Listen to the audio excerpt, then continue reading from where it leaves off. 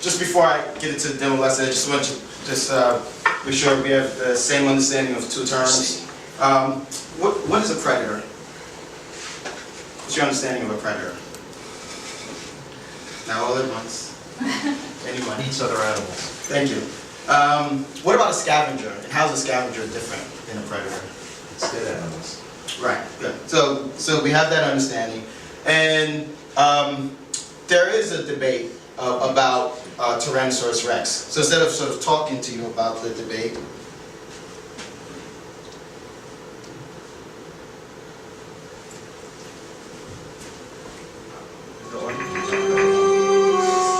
the evidence keeps pointing Jack in one direction. T-Rex simply didn't have the tools to be a hunter. We have grown up believing that T-Rex is a predator, and it's just hard to get over that hump. You know, 6th graders, 4th graders, I mean, they're adamant. I mean, they throw things at me. I mean, they just don't believe it at all. And yet, I grew up with T-Rex being a predator as well. I mean, I had little toys that, well, my T-Rex always chased everything else around and ate it.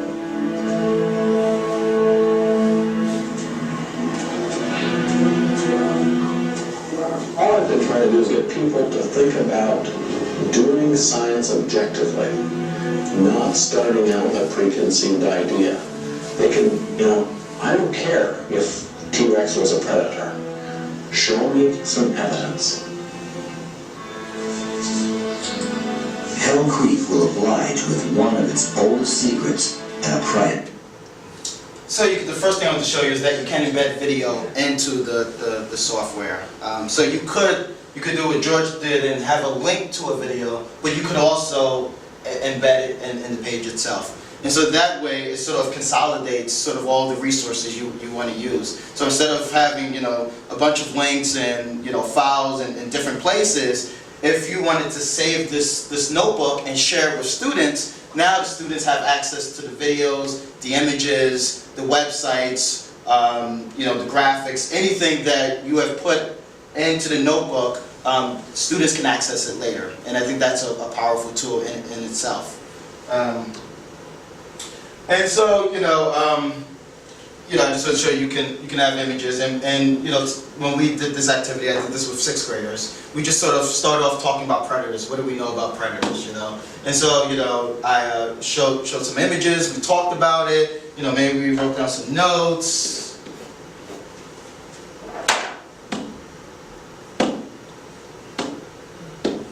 You know, and so this is a time where I'm sure we're just sort of brainstorming or recapping what we already know. Maybe I'm introducing content or new things just about these organisms here, okay? And then we do the same thing about scavengers, you know? So we took here some images of scavengers. We talk about, you know, what we know about scavengers. Again, I can write notes on next to the image, and these notes can be saved. Let's say originally I put speed here. But as George showed us, you know, we have a debate about it, and we've figured maybe it's more appropriate here, all right? So we can do that. What else? Some are carnivores and some are not. For scavengers, so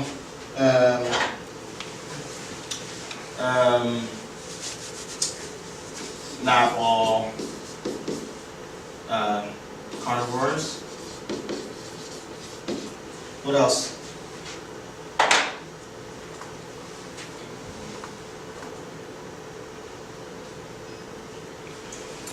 They're both hungry.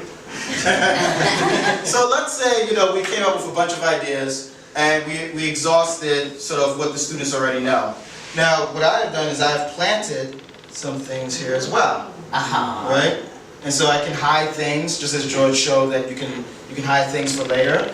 And so what about strong immune and digestive system? Where do you think that should go? Scavenger. Okay, so maybe, now this is another feature of cloning. And so the text is still there, but I can make clones of the text, you know? And so we already had that, you know, and then, so either the students can come up to the front of the board and move things where they think they should go, or I can facilitate that discussion.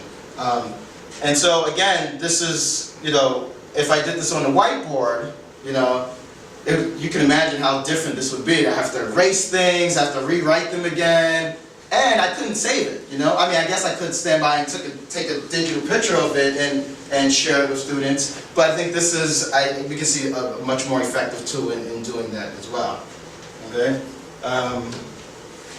The other thing is that, in addition to embedding videos, you can embed Flash into a page. So this is an interactive tool, and so let's look at so let's find out more information about the T-Rex's eyes. So we click there. Oh, sorry. Okay. Of course, when I need it to work, right? Okay, you know what I'm gonna have to do? Let me do this. So I can show you what it looks like. For some reason, it's acting up now. And so what I did is I took this flash from a website.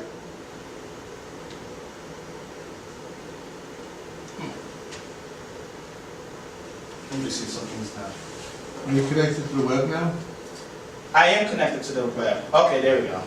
Okay, so it wasn't, my hands wasn't exactly touching where I needed to touch. So then there's some information about the eye, and then, you know, so let's see. Of course.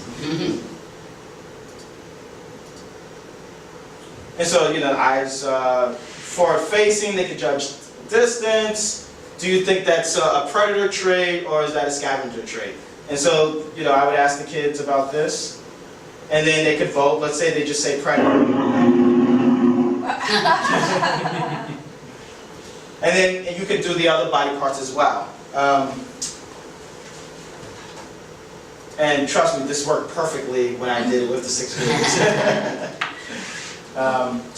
And again, like I said, in terms of video, I could embed the video or I could just have a link to it. So these are links to videos I wanted to show. In fact, I had to do it this way because I couldn't grab the video from the site and put it onto my software. This Discovery Channel wouldn't allow me to do that. So again, access to links I can save on the notebook, and then students can view it later. Okay. And then at the end of the lesson, we sort of did a poll. You know, so just show of hands, how many people think T-Rex was most likely a scavenger? You don't have enough background to, you know, but just for the sake of it, raise your hand. Okay. 1, 2, 3, 4, 5, 6. So again, I can use the infinite cloner. Excuse me. And then, you know, I can do the same thing for predators, you know. And so now the students have you know, they have discussed this and they voted, and so they have a sense of sort of where, you know, their classmates stand. And then sort of this is where, you know, the students would write about, you know, whether based on the lesson, do they think that T-Rex was a predator scavenger, and, you know, they would give their evidence for it.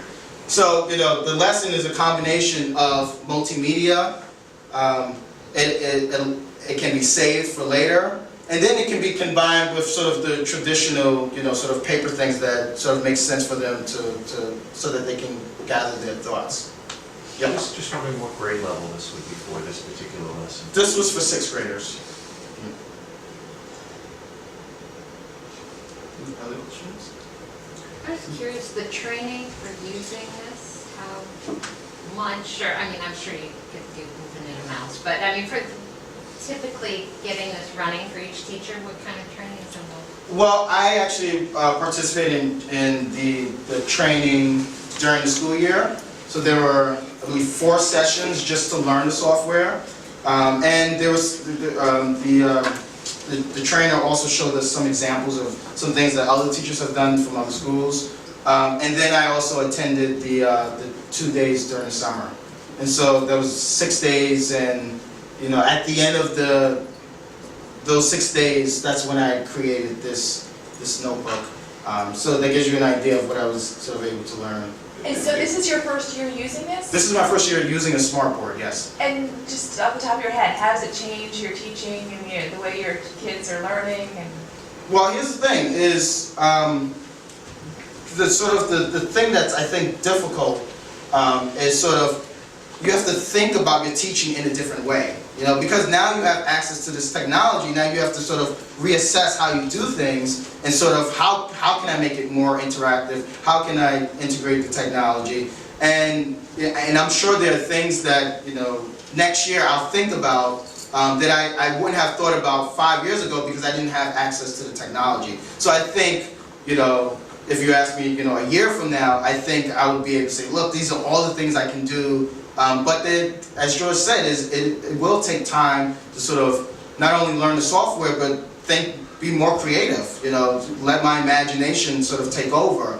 And I think the benefit, the thing that I love about what George did is that he brought in other teachers from other schools to sort of talk about what they're doing. And I think that is a key feature or a key component to sort of having successful use of Smartboards in schools. And your question about teachers,